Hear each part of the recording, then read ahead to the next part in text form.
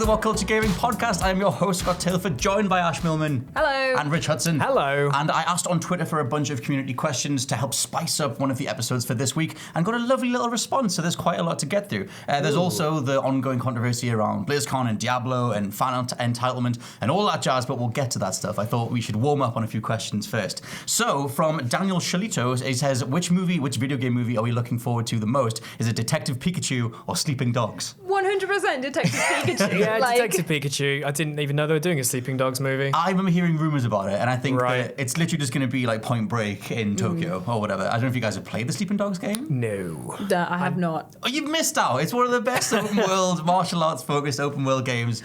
Open world twice, because it's just that damn good. It's got a really good voice cast, and it's all about this guy called Wei Shen going underground with the Triads or with different gangsters and then trying to take them apart from within. I think that's a more solid premise, potentially, than Pikachu with a coat on. But my god, that's such a good idea, though. Like, isn't Pikachu voiced by Ryan Reynolds? Right, yeah, Ryan Reynolds in the movie. Better. That's just a big selling point. It's fine. Yeah. So we've got 2 votes for Detective Pikachu. Yeah. I'll vote Sleeping Dogs, but we'll see. Next question from Rizza Hawkeye says, which game would you chuck in a bonfire? Now, this came from the general fact that when I asked this, it was November 5th. So, which game would you like to see burn to a crisp? Maybe Fortnite for you, because you're on a fire? No, I don't hate Fortnite to the extent I want it to be on a bonfire. I just personally don't like it. Mm-hmm. Just a little singe, not a full. It's not my thing. Let's just give it a bit of a prod. I don't know which one I would get rid of altogether. I think some franchises need a break, like some stuff we could do with taking some time off, like perhaps Assassin's Creed, although they're gonna take 2 years off. It definitely does need some time. Odyssey's good, all right. Origins and Odyssey are both pretty good. What would you burn? I actually don't know. I think if we're going to talk, if we give like a real rational, serious answer, go on. No art form or medium should be censored by being thrown into a bonfire because it all means something to someone. But of course, that can be our disclaimer at the start of the podcast. But also, I don't know. Okay, we'll potentially return to which game would we set on fire. You guys can let us know down in the comments what you would burn to a crisp, because we don't have anything that we don't like that much. Although you can check out our chatty face video on what our worst video game opinions are, where I trash GTA 5, which is always fun. So on another note, Christopher Kelly says, which game has the best fireworks display?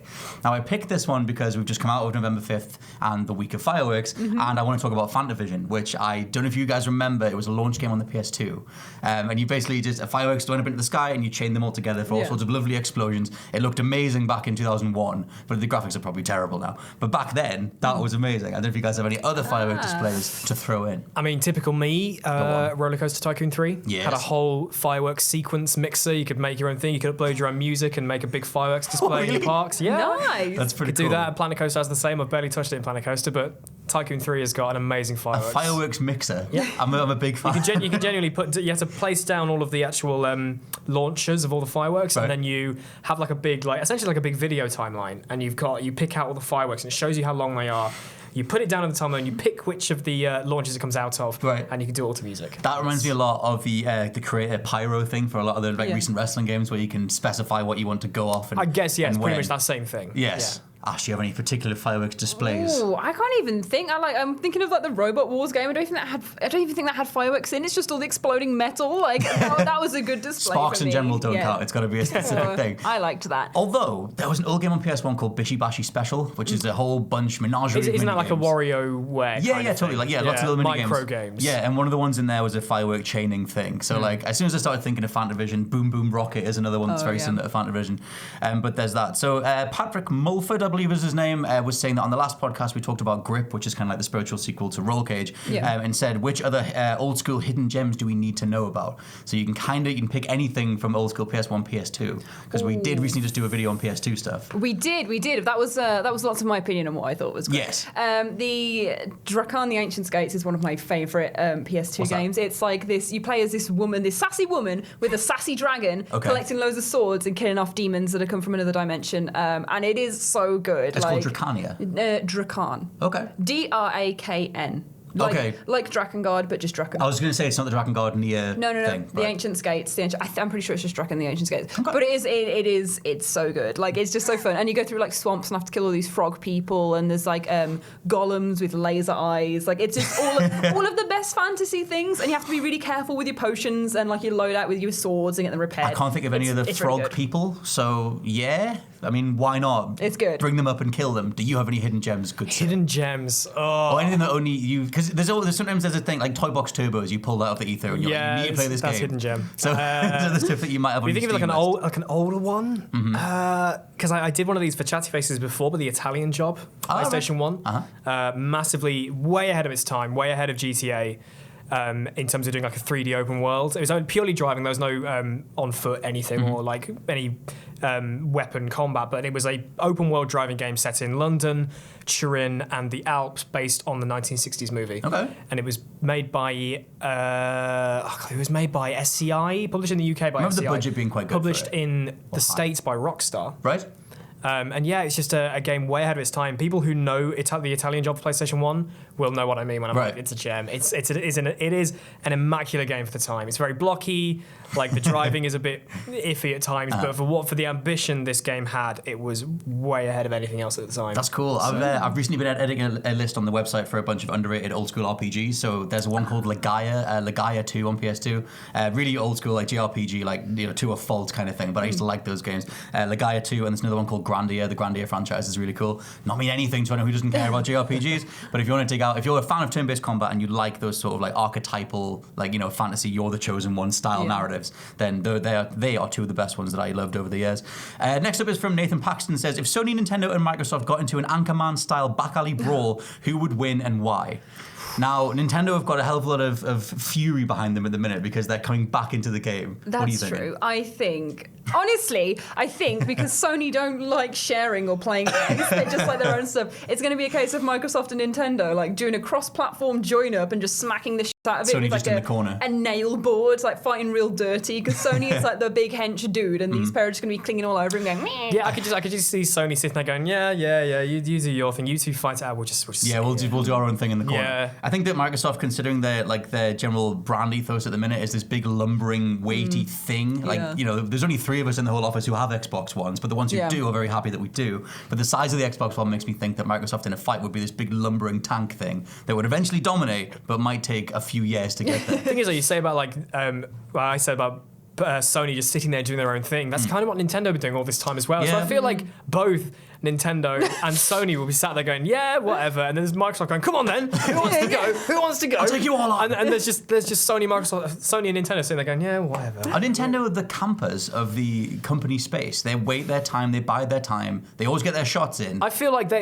are the sniper in a building near the park where they're having this fight. Yeah. They're just picking off these other companies, their competition. They're just like, they're just getting rid of them all. It works for them. Nintendo just sit out of the way. They do their own thing and it works. Yeah, they've got that whole thing like down. So I like never was like a big Nintendo person growing up. I always had like I had PlayStation 2, I had then Xbox and all that, and then seeing Nintendo now and like how they've grown over the years as well with all the other stuff. Like they just literally they're so good at doing their thing. Yeah, and, like continuing it like such a lasting force. They're kind of like their own island at the minute, and like obviously their release schedules, they're outside of the standard console cycle, which they seem to make work. I don't think any other company could kind of make it work. I feel like all 3 of them now are doing their own things. Like they used to be, obviously, if you lumped Nintendo into the debate when it came out to like the 7th generation of consoles with like the Wii and the Wii U, you just get pushed away again. It's like it's not relevant to this current argument of Xbox versus PlayStation. But even now, PlayStation and Xbox have gone 2 very different ways. There are still games you get for both platforms.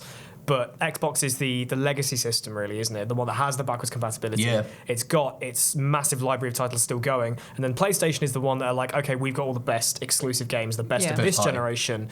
So it's like they do seem to be in 3 different quadrants now. There doesn't seem to be any proper head-to-head between any of them anymore.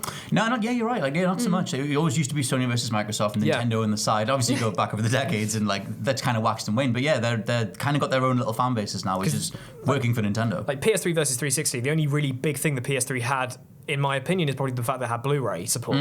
Whereas, like, apparently programming for the PS3 was an absolute pain. Yeah. Whereas the 360 was dead easy, and it's like otherwise they were pretty much neck and neck throughout the whole thing, even though Xbox still came out on top in that generation. Apparently the sales did eventually creep up, but the general perception is that the 360 buried it. But but nowadays it's just like, okay, here's 3 platforms. These are what you get from each of them. If you're just somebody who plays multi-platform games, it doesn't really matter what you get. But they all seem to be in their own little corners now. So next up is another one from Nathan Paxton, who says, as for a serious question, how do you feel about game review scores as a whole? Many people have become outspoken as of late about review scores being detrimental to the review process. What are your thoughts? So we've seen some outlets like Polygon or Kotaku get rid of them and just do like a general reception question like Eurogamer or whatever, like Kotaku would just do a yes or no, should you play this, and break things down in the text. Ash, what are your general sort of thoughts?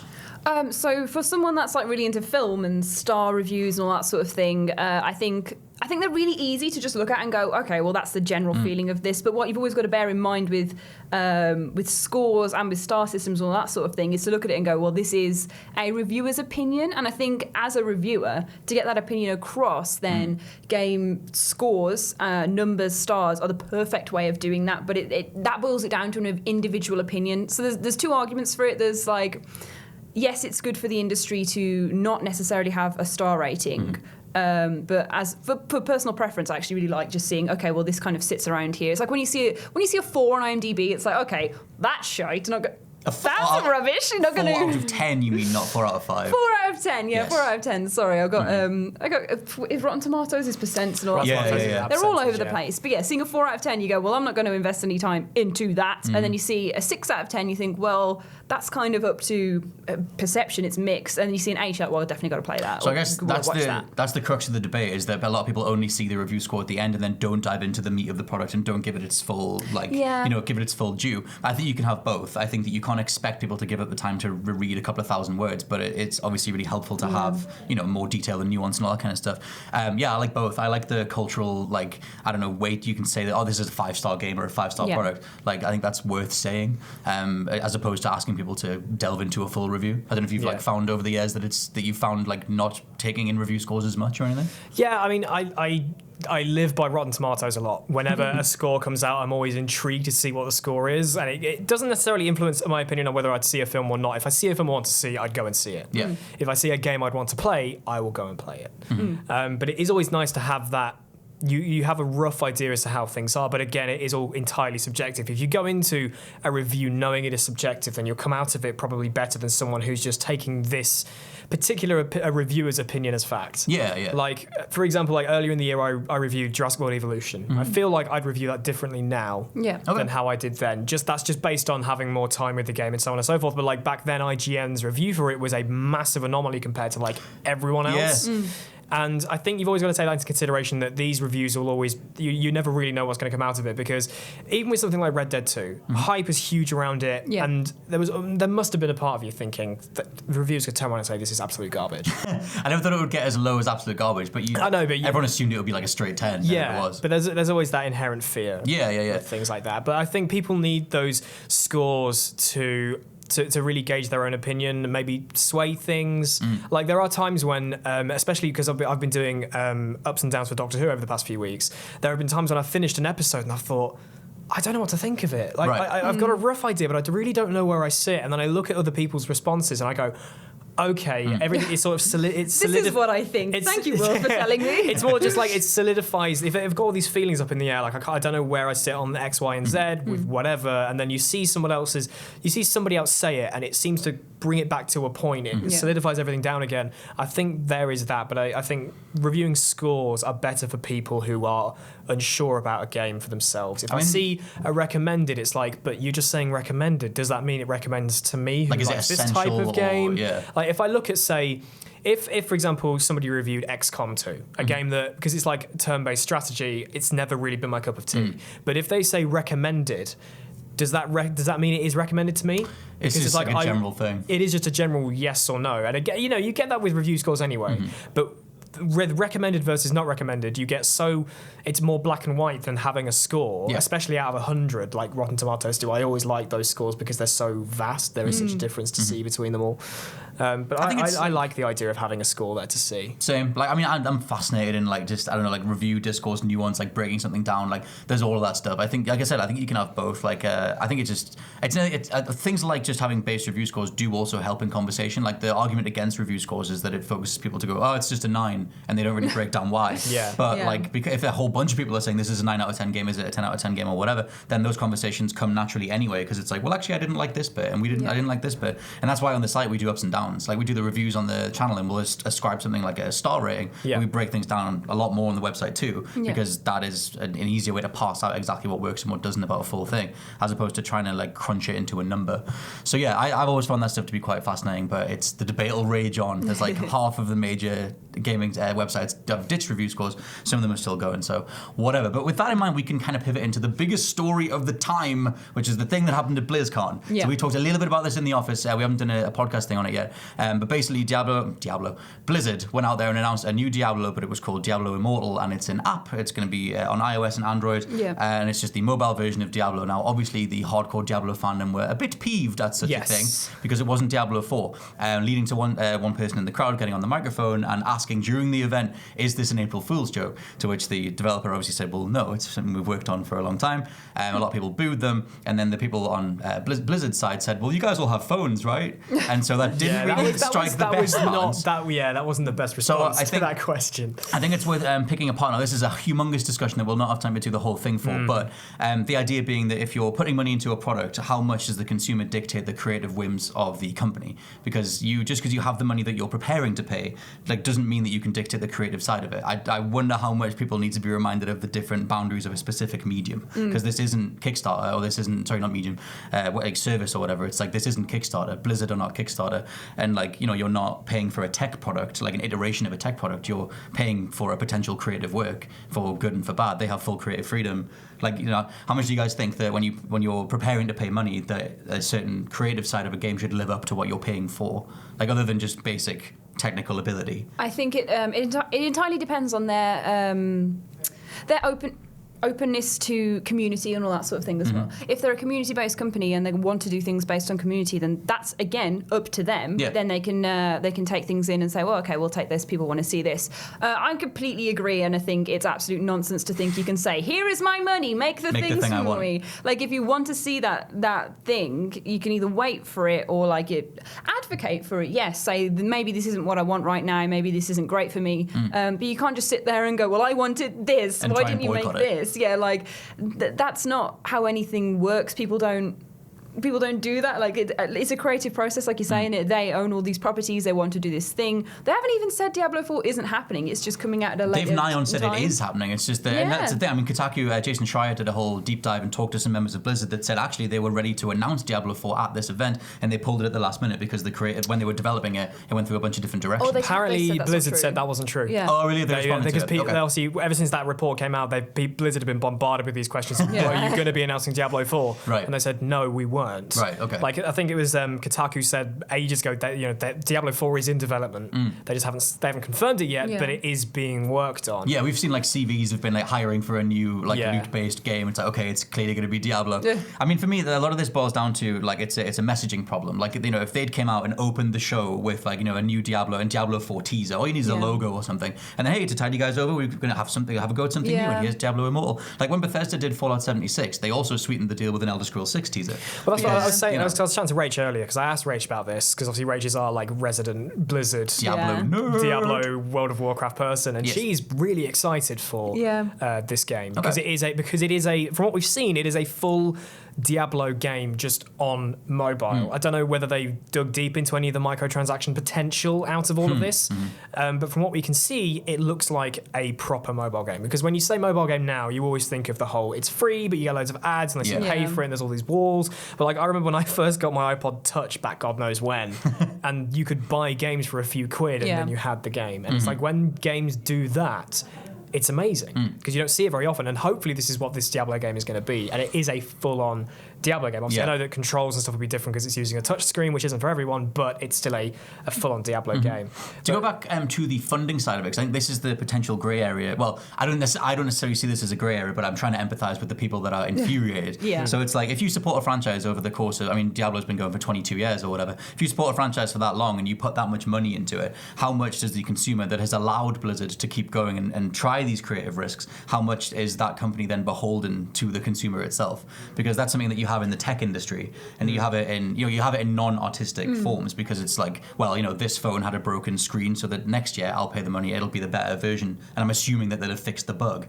But going forward in gaming and in film and in artistry, you don't have that. It's not a bug, it's a new game, is the thing. I know, that's what I mean. So there's such a difference. It's not like a big blip on it or anything.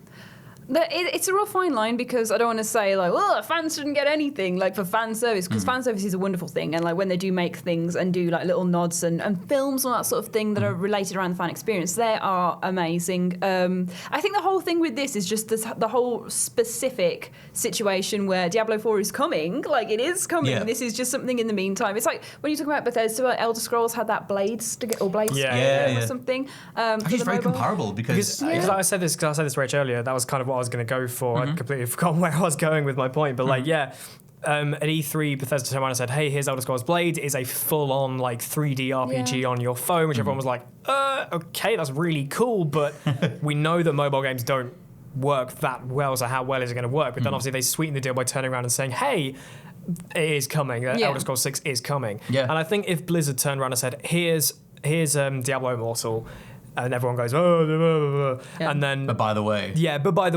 literally they could do the Metroid Prime 4 thing from last year, where they just went, "It's in development. It's here. It's coming. We don't know when. We don't. We've realized. I don't know why they haven't looked at Bethesda at E3, because we didn't get any release date for Starfield, any release date for Elder Scrolls 6, no window at all. But people were just happy that it was acknowledged. Yeah. Same with Metroid Prime 4. It's all people want from Valve about Half-Life 3 or a new Portal game. All we want is the acknowledgement. True. If they did that, I feel like this whole debacle would be nowhere near as big. I think like I said, it boils down to a messaging issue. Like I always like trying to see both sides, so I'm like trying to pick apart the potential. It is the entitled fandom thing, and usually I just don't agree with that side of it personally. But it's like, they obviously have a hell of an investment in the franchise, and a lot of people grew up with Diablo, so they're like, oh my god, you're taking this thing that is a part of me, and you're doing this thing with it that I don't want, and I'm going to get all angry about it. And it's just sort of like, well, you can be reminded that you're in a creative medium and you don't dictate what the company does. And it's like, that's maybe something that just, maybe that is all it is. The bottom line is, if it's not what they want and the thing that they want is coming, just don't buy this. Just don't engage with it. Just continue to wait. Yeah. I mean, because I asked Rach how long ago Diablo 3 was, and I said it doesn't feel that long ago. And it's like 2012, okay, that was, 6 years ago? Yeah.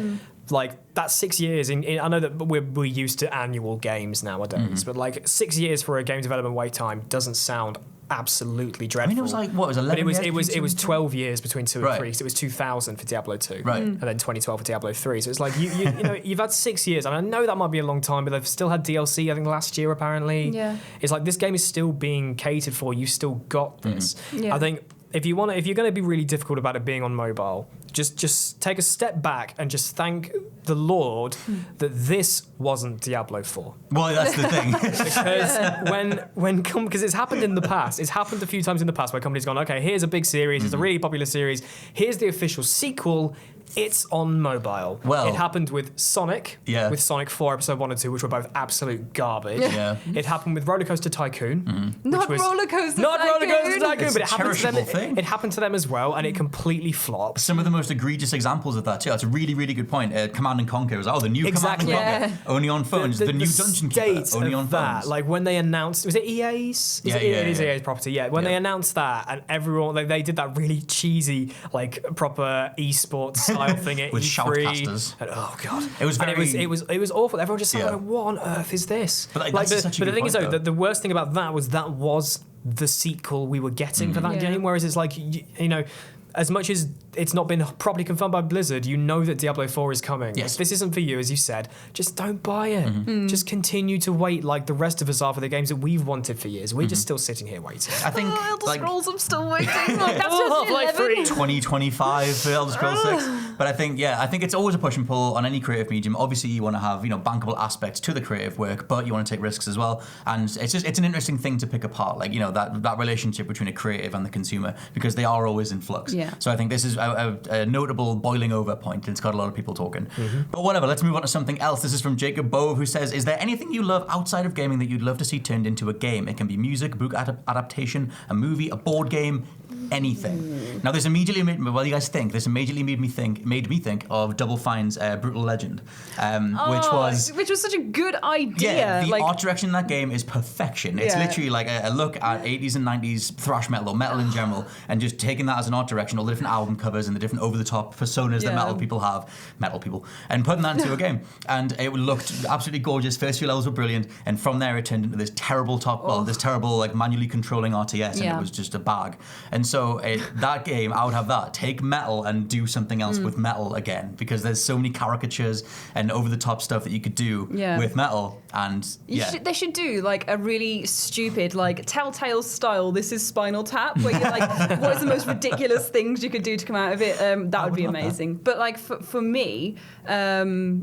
I don't know, because there's so many things that would really be perfect as games. Like the board game Talisman, I feel like that really, really old one. It's like 30 years old or something. It's had loads of iterations. It's come out as a mobile game, as like a mobile board game. But I'd like to see something inspired by that world as an RPG, because I love fantasy RPGs. Yeah. So I think that as another thing. I don't know if it'd add anything particularly new, but it'd be really interesting, and I would love that. Speaking of board games too, I would throw Avalon in, because Avalon is a game where you just have to pretend you're either good or evil, and no one knows who each other is, and you have to try and figure out which side you fall on. And I've never seen that done in a video game. I think there's a game called Town of Salem. Town of Salem. I can't figure out how to pronounce it, but there's a game like that where you have somebody who is like an evil person. I think I've got friends who've played it, and it's something kind of similar to that. Okay. As for me, in terms of like, the first thing I think about, I think of like a text that exists that I want somebody to do something with and do it correctly, and that is H.G. Wells' War of the Worlds. Oh God! Because it's been done to death in various forms.